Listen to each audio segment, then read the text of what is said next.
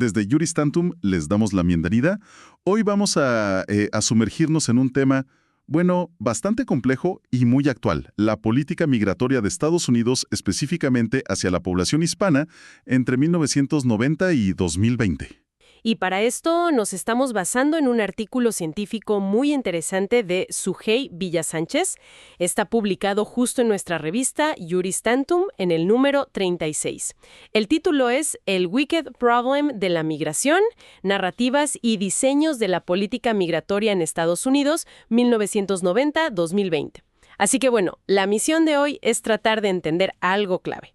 Cómo las historias que se cuentan, estas narrativas sobre la migración, pues cómo terminan moldeando las leyes, las políticas concretas allá en Estados Unidos. Exactamente. Y fíjate que el artículo arranca con una idea central, ver la migración como un wicked problem, un problema perverso. Intrincado. Sí, intrincado, perverso. Como el cambio climático, por ejemplo. Problemas con muchas dimensiones, causas y efectos que no son claros, un montón de actores involucrados y que, pues, se resisten a soluciones fáciles, ¿no? La migración internacional tiene esa misma complejidad enorme. Entiendo. Ok, a ver. Pero si es tan complejo, ¿cómo es que unas narrativas, unas simples historias, pueden influir tanto en las políticas? Pues es que el artículo plantea una relación como de doble vía, ¿sabes? Por un lado, sí, las políticas muchas veces son reflejo de cómo la sociedad, o la mayoría, ve a los migrantes. Si se les percibe como una amenaza, pues la política tiende a ser más restrictiva, más dura. Claro, tiene sentido. Pero también pasa al revés, y esto es súper interesante. A veces se construyen narrativas o se les da mucho vuelo, a propósito. A propósito. Para justificar algo. Exacto, para justificar o legitimar una política que ya se decidió o que se quiere, impulsar. Es como moldear la percepción pública para que la política pase más fácil. Un juego de percepciones muy, muy poderoso. Y aquí es donde se pone interesante el enfoque del artículo, ¿no? En las narrativas sobre los migrantes hispanos, que son un grupo, bueno, enorme. Enorme. Son 62 millones de personas. Casi el 19% de la población de EU, y además aportan muchísimo a la economía. Sí, leí que como el 12% del PIB. Una barbaridad. Pero las historias que se cuentan sobre ellos parece que van por otro lado. Totalmente. El artículo habla de este concepto de otredad, o sea, de ver al migrante hispano como el otro. Como alguien diferente. Sí, diferente. Y además como un bloque homogéneo. Muchas veces se les dice mexicanos a todos sin importar de dónde vengan realmente. Y sobre todo se les asocia con ser potencialmente peligrosos o una carga. Esa idea de amenaza es como un hilo conductor que se repite. Ok, entonces veamos cómo esa narrativa de amenaza se fue traduciendo en políticas ya específicas, ¿no? Entre 1990 y 2020.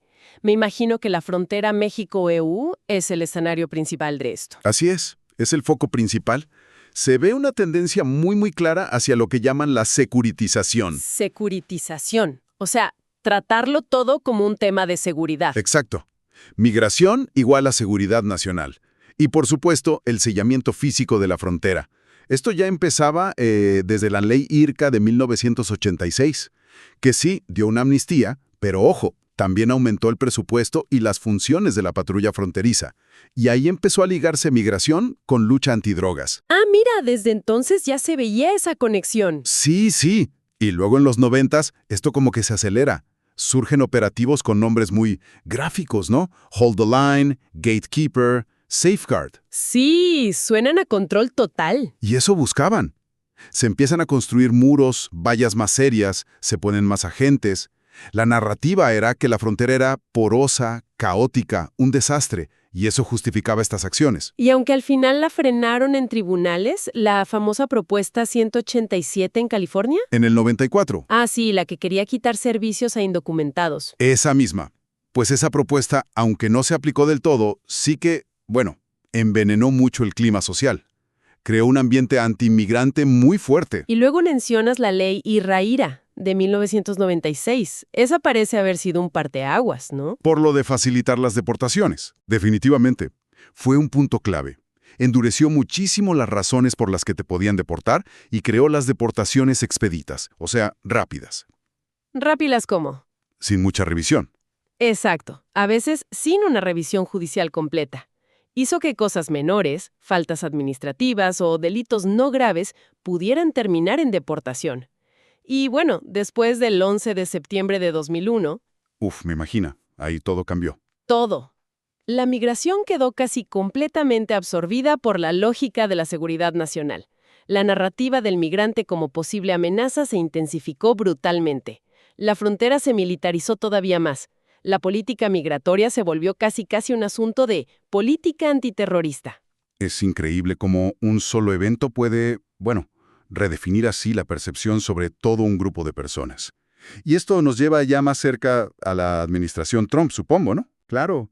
Y ahí esa narrativa de amenaza se radicaliza, se lleva al extremo. El discurso oficial ya no tenía matices, ¿eh? Se hablaba abiertamente de criminales, de invasión. El muro, el famoso muro. El muro se volvió el gran símbolo de eso, y se reinstauraron y ampliaron programas como el de Comunidades Seguras, el ESCOM. ¿Ese qué hacía exactamente? Pues básicamente conectaba las bases de datos de la policía local con las de inmigración, las del ICE. ¿El resultado? Que una simple infracción de tráfico, por ejemplo, podía disparar un proceso de deportación. Esto causó estragos, separó muchísimas familias, hacía que casi cualquier indocumentado fuera deportable por casi cualquier cosa. Es chocante ver ese contraste tan fuerte. Por un lado, el discurso de invasores y por el otro, la realidad de una comunidad que, como decíamos, es vital para la economía. Totalmente. Aunque también hubo respuestas en contra, ¿no? Mencionaste algo de la ciudad de santuario. Sí, exacto. Esas son respuestas que vienen desde abajo, digamos, desde los estados o las ciudades. Políticas como la ley SB 54 en California, que lo que hacen es limitar la colaboración entre la policía local y los agentes federales de inmigración, el ICE. O sea, como una forma de resistencia local. Así es. Y muestran que hay tensiones enormes dentro del propio país, que no hay una sola visión sobre cómo manejar este problema tan complejo, este wicked problem. Entonces, si tuviéramos que recapitular, ¿cuál dirías que es la gran lección que deja el análisis de estas 3 décadas? Pues mira, yo creo que lo más claro es el poder que tienen los relatos, las narrativas. La narrativa dominante en Estados Unidos sobre los latinos en este periodo se fue haciendo cada vez más y más negativa. Se les asoció con crimen, con riesgo a la seguridad. Y este discurso, esta forma de definir el problema, pues fue la que sirvió para justificar políticas de frontera cada vez más duras, más militarizadas, más punitivas. Entiendo. Lo que es realmente potente, creo yo, es ver cómo esa simplificación de migración igual a amenaza logra como imponerse y dicta las soluciones, muros, deportaciones, más control, y opaca toda la complejidad real del fenómeno migratorio, ¿no? Sus causas económicas, sociales, su verdadera naturaleza de wicked problem. Nos deja pensando mucho, la verdad. Si las narrativas tienen tanto poder para endurecer las cosas, ¿qué se necesitaría para construir otras narrativas? Narrativas distintas, que sí abracen esa complejidad real de la migración, en lugar de reducirla al miedo. Es una pregunta que queda abierta y es fundamental.